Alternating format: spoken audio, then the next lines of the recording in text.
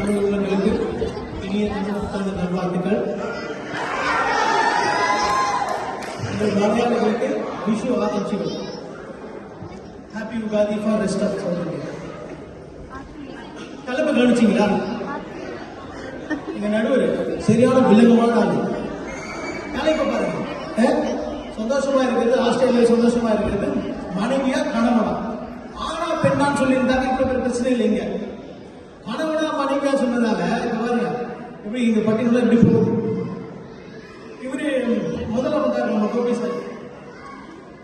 அவரோட அனுபவத்துக்கும் அறிவுக்கும் இங்க இந்த பட்டிமன்றமே தேவையில்லை. அவரை கூப்பிட்டு எந்த அணியில சேர்றீங்கன்னு கேட்ட உடனே அவர் எந்த அணி சேர்றா அதான் வெற்றியான அணி.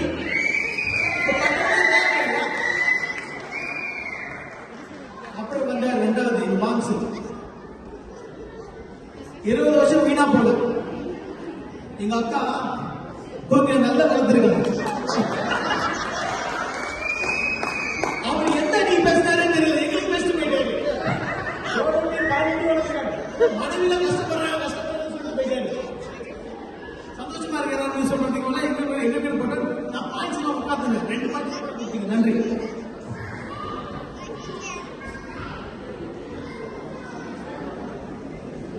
அதாவது இவங்க சொன்ன ஒரு முக்கியமான விஷயம், கரியர் மாத்தி இங்க வரலாம். ஆல்ரெடி அவங்க கரியர் இருக்கு, எல்லாம் டபுள் டிகிரி, மாஸ்டர்ஸ், சில பேர் பிஎஸ்சி முடிச்சிருக்காங்க.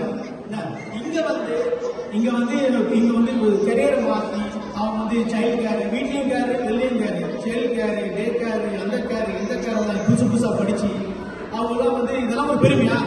அவங்க படிக்கிறது டிகிரி படிச்சுட்டு இங்க வேற இங்க ஆஸ்திரேலியாக்காக மாறிட்டு இருக்காங்க. அது பெருமை இல்லை, அது உங்களோட கடமையை கம்மி பண்ணிருக்கு. கணவனோட கடமையை கம்மியா இருக்கிறாங்க. ஏன்னா அவங்களோட பங்கு அதிகமா இருக்கு. ஆனா யார் சந்தோஷமா இருக்கா? கணவன் தான் சந்தோஷமா இருக்கு. அவங்க கஷ்டம் தான் படுறாங்க.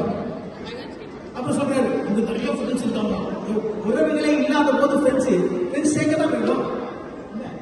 ஃப்ரெண்ட்ஸ் சேர்க்காப்பா உறவுகள் பாருங்க, அப்பா அம்மா எல்லாரும் வந்துருக்கோம். தாத்தா சித்தப்பா சித்தி எல்லாரும் அங்க இருக்காங்க. உறவுகள் இல்லை. அதுக்காக இந்த தமிழ் சொல்ற மாதிரி சர்க்கரை எல்லாம் ஊருக்கு எலும்பு சர்க்கரை மாதிரி இவங்க நண்பர்களை சேர்க்கிறாங்க. எதுக்கு சேர்க்கிறாங்க? உறவுகள் இல்லை, அதனால இவங்க நண்பர்கள் சேர்க்கிறாங்க. அதுவும் அவங்க சந்தோஷமா சேர்க்கணும்னு சேர்க்கிறாங்க.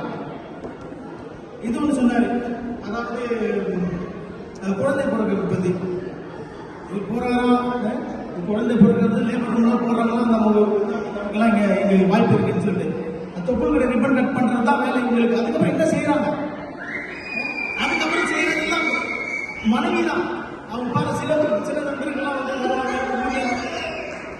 ஊர்ல இதெல்லாம் வருவாங்க, ஹெல்ப்புக்கு வருவாங்க. அந்த ஹெல்பிங் ஹேண்ட் கிடைக்காது. ஒரு விஷயம் அவங்க ஃபர்ஸ்ட் 2 வருஷம் இந்த குழந்தைகளை வளர்க்கறதுக்கு எவ்வளவு பாடுபடுறாங்க நமக்கு தெரியும். நானும் பார்த்துருக்கேன். எங்க வீட்டில் இருக்காங்க. ஹெல்ப் இல்லாமல் வரும்போது அந்த 2 வருஷம் குழந்தை என்ன சாப்பிடணும், எப்படி வளர்க்கணும், எப்படி குளிப்பாட்டணும் இதெல்லாம் தெரியாது. எவ்வளவு பெரிய விஷயம். அதெல்லாம் ஒரு தாண்டி இவங்க சந்தோஷமா இருக்கிறாங்க. அப்பா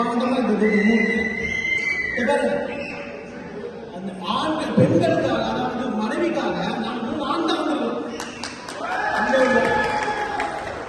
எல்லாம் கைத்தட்டலாம். இன்னும் வியமா நான் சொல்லிருக்கீங்க. கைத்தட்டினாதான் இப்ப மனைவிகளை சாப்பா சொல்லுவாரு.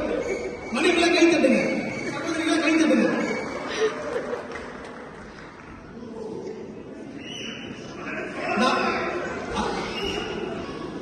நான் என்ன சொல்லுவேன்னாக்கா, இந்த ஒண்ணு சொல்லுவாங்க, அதாவது ஒன் மேன் ஷோ.